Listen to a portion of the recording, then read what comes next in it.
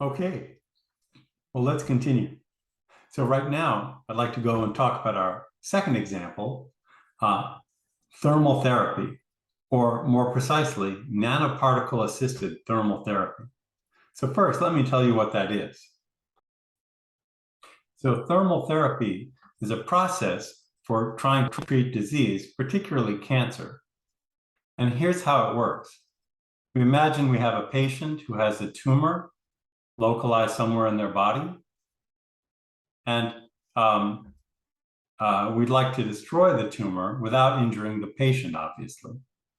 And in this type of therapy, the person is injected with magnetic nanoparticles, often iron oxide, but we'll talk more about this later in the course. And some kind of targeting scheme is used where the nanoparticles preferentially congregate on the tumor. They're absorbed by the tumor, or they coat the tumor. Then the patient is exposed to high-intensity radio waves. Now, ordinary tissue is basically transparent to radio waves, or almost. There's a little heating effect. But the magnetic nanoparticles interact strongly. Here's why. The radio waves are electromagnetic waves. That is, in the radio wave, there's an oscillating magnetic field, okay? And the magnetic nanoparticles are magnets. And when they're exposed to a magnetic field, they want to line up in the magnetic field. When the magnetic field switches direction, remember it's oscillating, they need to flip over to maintain their alignment. So when this process is occurring, the nanoparticles are flipping back and forth rapidly. And this flipping essentially induces heating. So the oscillation of the nanoparticles induces heating. Okay? This diagram describes somehow some of the important factors. Power comes in, some of it is absorbed, some of it is scattered or transmitted. We won't worry about that right now. But because power is absorbed, the nanoparticle is heated. And then the nanoparticle being hot transfers its heat to the surrounding tissue. Okay? Great. And what we get is localized heating. At least that's what we want. We want the heating to be more or less localized to the tumor. And we want to be able to heat the tumor up by 5 or 10 degrees Celsius, which is normally enough to kill the tissue. On the other hand, we don't want to heat the surrounding tissue very much because we don't want to cause damage to the normal tissue. So the heating should be localized to the tumor. Okay? But we hope using these nanoparticles that that's just what we'll get, is localized heating. There's something interesting though. Does this work better with nanoparticles? Does it work better if the particles are smaller or larger? There is a reason having to do with the magnetic properties that makes it better to use nanoparticles. I'll leave that for later in the course. But besides that, are there reasons to do with heat transfer that make larger or smaller nanoparticles preferential? Well, now I don't know about you, but for me, this is a case that I cannot guess. I have to go through the math to see what the answer will be. But that's just what we'll do. So hang on for a moment and let's take a look at this problem. Okay? Actually, the problem has two parts. First part is the heating problem. The incident radio energy, I said microwaves here, but it's actually lower frequency than that. The incident power is absorbed, heating up the nanoparticle. And then the nanoparticle is also cooling because heat is flowing out of it. And while the therapy is taking place, we quickly reach a steady state where the power absorbed is equal to the power that's radiated away, or the power that flows away. The power absorbed can be written in the following way. First, we have incident microwaves with some intensity. The intensity is given in watts per square meter. How much radio frequency power is passing through the patient, each square meter of the patient's body. Okay, so we have the incident power, or intensity rather. We have something called the absorption coefficient, which tells me how readily this energy is taken up by the nanoparticle. This has units of 1/meter, but we won't go through that too carefully. And finally, there's the volume of the nanoparticle. Clearly, if the nanoparticle is bigger, it can absorb more of the power than if it's very small, because more power is passing through it. Now, in the limit that the absorption coefficient is not too large, so that alpha, the absorption coefficient times d, is much less than 1, the absorbed power is equal to the incident flux times the absorption coefficient times the volume.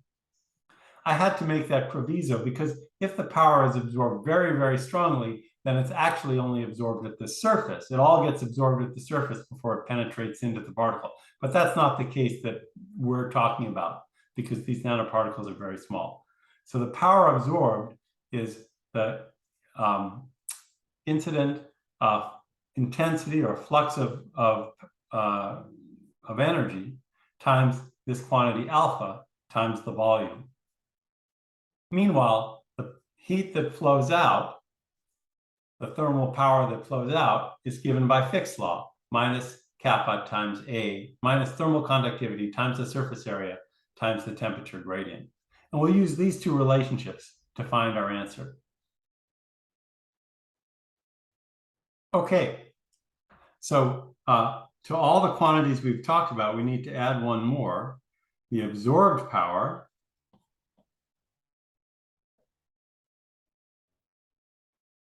which also has units of joules per second. And we have one more relationship, the one that we just wrote down. The absorbed power is equal to the intensity of the radiation, the radio frequency energy, times the absorption coefficient of the material times the volume. And then, as is immediately obvious, this is proportional to the volume.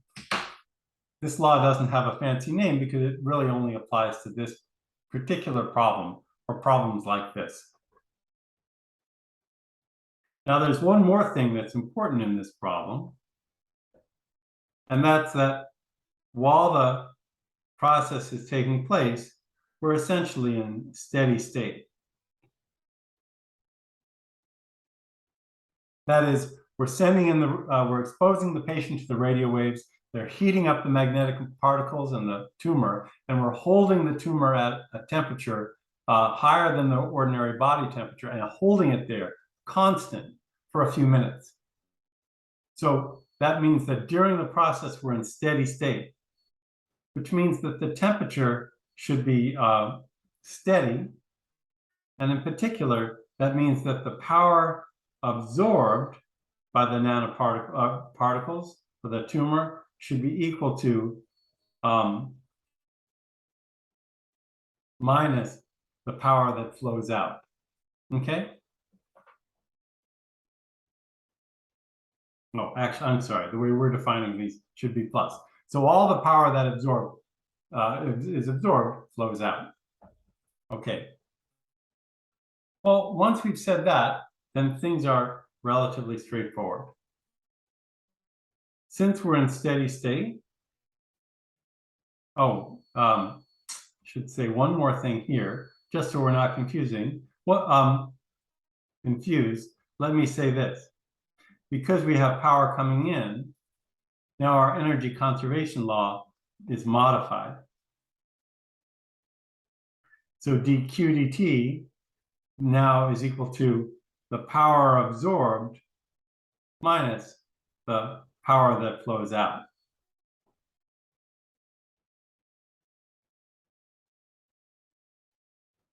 So now there's another way for the energy to change because power is being absorbed from the outside. So, very good. Now, from this rule, though, we can see that if the absorbed power is equal to the power that flows out, then the energy that's stored in the material is equal to, doesn't change with time. So dq dt then is equal to 0. Okay? But the power absorbed, let me say that, express this a little bit differently. Okay? Now, since dq dt can be written as the specific heat, the heat capacity rather, times dt, the rate of change of the temperature.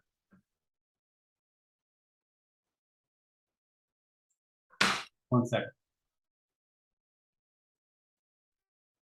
Okay, actually, I decided to do this a slightly different way.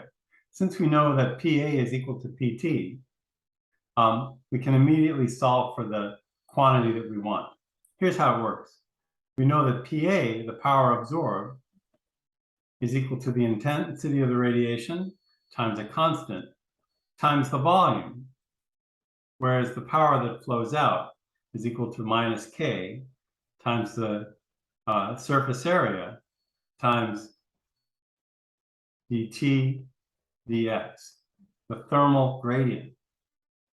So that means that the thermal gradient, dt dx, is equal to minus intensity times alpha divided by the thermal conductivity times the volume divided by the area. And of course, the volume goes like the characteristic dimension cubed, while the area goes like the characteristic dimension squared. So this ratio tells me that the thermal gradient I can achieve, that this is proportional to D. Okay? Now, we need to be able to create a large thermal gradient.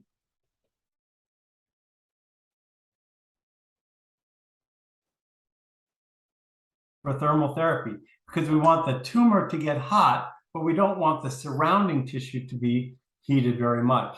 So we want the temperature to change very rapidly from the tumor to the surrounding tissue. We need a large thermal gradient. And that means that we want to use relatively large particles, not the tiniest nanoparticles that one can come up with, even though those might be preferable for some other reasons. The particles have to be large enough that we can do this process and protect the healthy tissue around. Okay? So this is what we found as a scaling law that tells us how large the nanoparticles should be for this thermal therapy.